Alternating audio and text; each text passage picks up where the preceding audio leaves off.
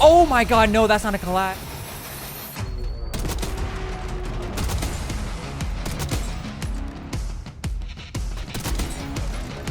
Oh my.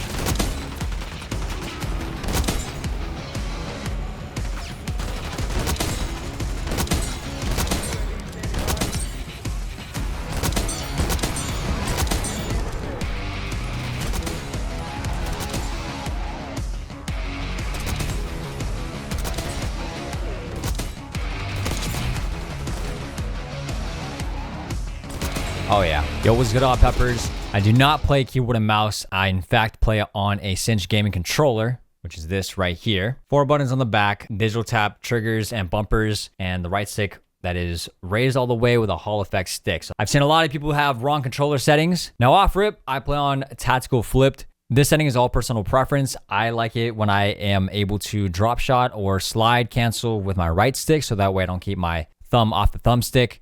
Got default. I rock a 2.8 cents. I know a lot of you guys have been watching me for a while. I used to play on max cents on like previous Call of Duties, but I dropped it down so I can hit my shots more, especially if there's barely any aim assist on the snipers. I have these three settings off. I play on bumpers just because if I ever were to use a regular controller, I know I have a better response time on bumpers than I do with triggers. That's all personal preference. Controller vibration, personal preference. Deadzone input. Now this I did change quite a bit. Left stick, I think you should have it at 0, and your left stick max should be at between 50 to 70. I think the lower, the better, just so that way you have a better response time to be able to sprint. Your right stick minimum should only be between 0 to 6. I don't think it should go any past 6. 7's kind of pushing it, but 1 for me because, again, I have a Hall effect stick, so I pretty much have no dead zone. Right stick max should always be at 99. Now, for your aiming settings, go to sensitivity multiplier, open this up. I have it at 1. Look inversion on standard, aiming advanced settings. Look inversion, all these are on standard. ADS sensitivity transition timing. Back in Modern Warfare 3, I had this on instant, but for whatever reason, in this COD, it feels a lot better on gradual. You guys got to trust me on that. If you feel like your shot's not as consistent, give gradual a shot and let me know how that goes. Aim response curve type, I've always had it on linear on every single COD. Some people like dynamic on Infinity Ward games or Sledgehammer games, but some switch it to linear just for Treyarch games. So by all means, give that a try. I personally don't like messing with the aim response curve slope scale. I like it at 1. Custom sensitivity per zoom. This, I would drop down a little bit if you are a sniper on your low zooms in case if you pick up a red gun and you want to be able to like beam people across the map. But if you like it how it is, then keep it as that. Target aim assist obviously on, and then motion sensor, I would not touch that. That's that. I'm going to be honest, I'm not familiar with that stuff, so I just left that as is. Sprint assist, this needs to be on, not tactical sprint assist. Tac sprint in this game pretty much lowers your ADS speed. If you're using slipstream, I mean, it's pretty much pointless having tactical sprint anyways. Open up show more, make sure your sprint assist delay is at 0. I know some people have it on like, what is it, the default like 20, and it feels really clunky, like slow. Sprint assist sideways and backwards. Trust me, if you're not used to the movement already, you need to get a grip on it because it's honestly the meta. Low mantle assist, I find this so nice because I'm able to jump above vehicles or objects and be able to get that sniping jump shot kill in and not mantle on accident because that thing gets annoying.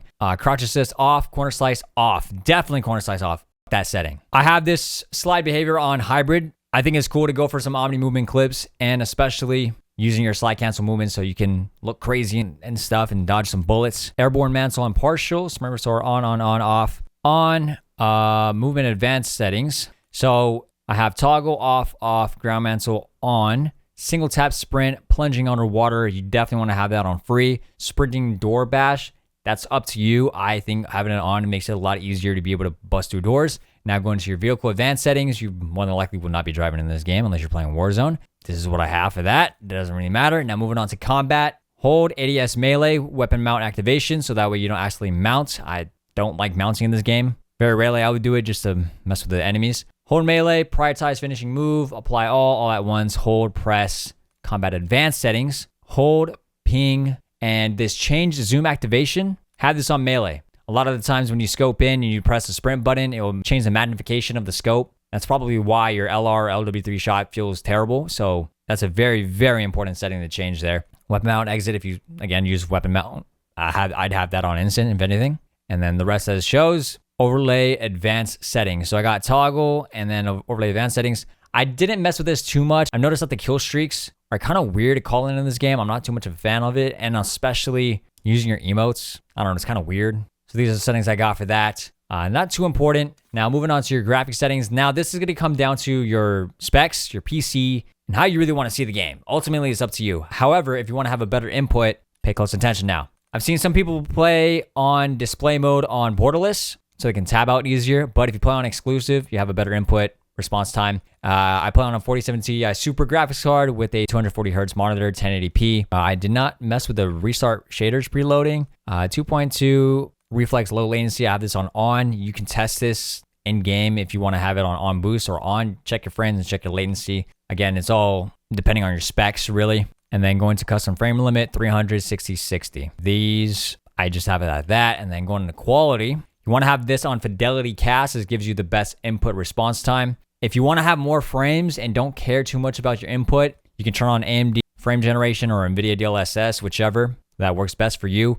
I had originally 300 frames with the AMD frame generation on. When I took it off, I felt a better input response time. So I'm keeping that off just because I need to be able to react as fast as possible. Frames is great, but I got to win those gunfights. And I think you should do the same. Variable rate shading, I have that on. Everything else is pretty much low. Bullet impacts on. I mean, it's like 2 frame difference. It's really not that big of a deal. And everything else pretty much low here. I haven't really messed with anything of that. Now onto the view tab. I've noticed that when you lower your FOV, the aim assist gets a little bit stronger. So if you feel like your aim assist is weak, it's probably because you have it on a very high FOV. I think the magic number is between 100 to 110. Definitely don't go anything above that. Pros play at 103. Apparently that's the strongest aim assist that you can get in this game. I play at 105 because it just feels right. I used to play on 120, dropped it down to 110 on 104 for 3. Now I'm at 105 for BO6. NDS field of view, if you want to have your iron sights zoomed in a lot more with your sniper, change this from affected to independent. It helps out a ton. But if you're on KBAM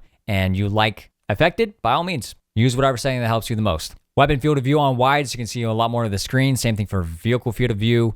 Have your motion blur off, ladies and gentlemen, and your camera movement on 50%. Because if you don't, your game is going to look like ass. I don't like inverted flashbang. I feel like I like that white stuff on my screen. Call me crazy. Going over to audio, I don't think you guys should copy like 90% of this. I customize this based off of my PC and how I record content. However, for professional audio settings, you might have to go for somebody else about that one. However, definitely want to have reduced tinnitus sound. This will help out with the flashbangs. Won't have that crazy screeching in your ear. Voice chat, all on. Microphone level, have it on 25. Definitely test your microphone in game chat so you don't sound like crazy in game chat. Push to talk on. I don't always have it on. Now going to interface, this is one of the most important parts. Automatic, the rest is off. Telemetry, I only like to see what server I'm on and how many frames I'm getting. So I get an idea where I'm at. Default on. Readability, visual support off. Default 0. Default. Color customization.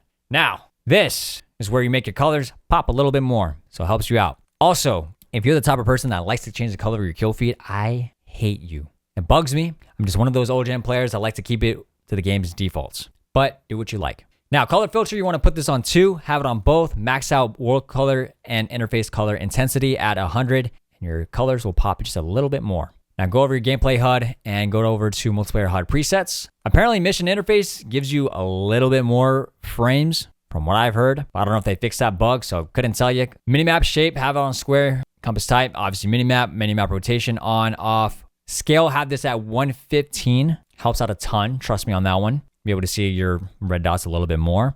All, and then the rest is at 100. Player names full. And then you guys already know from here, filter 2, both 100. Now you may copy the rest of the settings. Obviously, this is going to be personal preference. I've seen some people make their center dot or crosshair on large instead of default, or larger, I should say. I personally don't care for it. I already know where the center of my screen is. It doesn't make that much difference to me. So again, change it as you like. The rest is at 100. Now with these settings, I'm able to get gameplays and clips as you saw earlier in this video.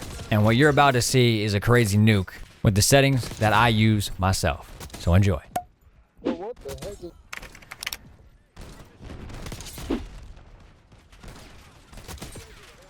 I'm sorry. Go ahead. Ooh. I can go one right here. Are they spawning here? Dude, everybody's been backing out pretty quickly. I mean, I don't blame them. That fucking you facing against 10 snipers. Even I myself don't want to go through that shit. Speaking of merch, for anyone that has tier 3 subbed, during when I was trying to grind for the Partner Plus program, oh, you know what? I can literally show you guys right now. What am I talking about? Hold on. Give me 1 second. Check this shit out. We're gonna do a show and tell. So this is the front, right? Simple, clean, right? And then the back, simple, clean. How are we feeling about it? The same exact material as the SoaR shirts.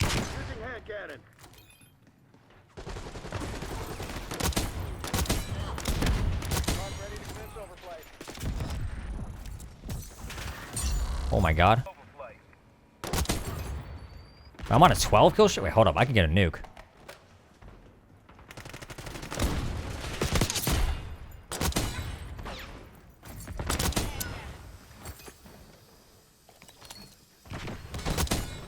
All right, I'm on a 16. Have I got a nuke before on extraction? I don't know if I have. Okay, hold on, chat. I'm gonna get a nuke. Hold on. Requesting CUAV above.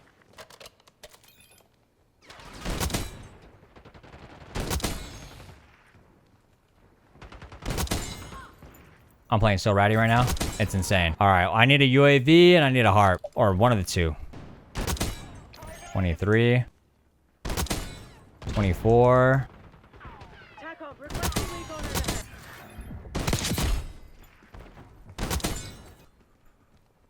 There's a guy in the tower.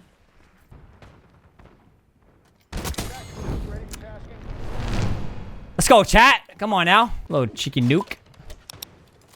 I was like, you know, I was feeling that I can get a nuke, and I called it. I don't know where they're spawning. I'm kind of just going in circles right now. I'm just literally staring at my radar. Oh, that's not get tripled. I want to keep going. I want to see if I can break my record. UAV inbound.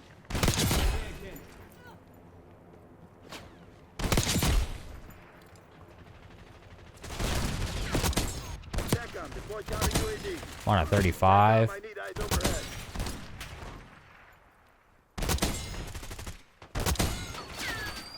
Whoa. Calling it in. Not much we can really do, to be honest. Not enough time. No! This guy's first time seeing a nuke on this game, bro. I just delivered it to him.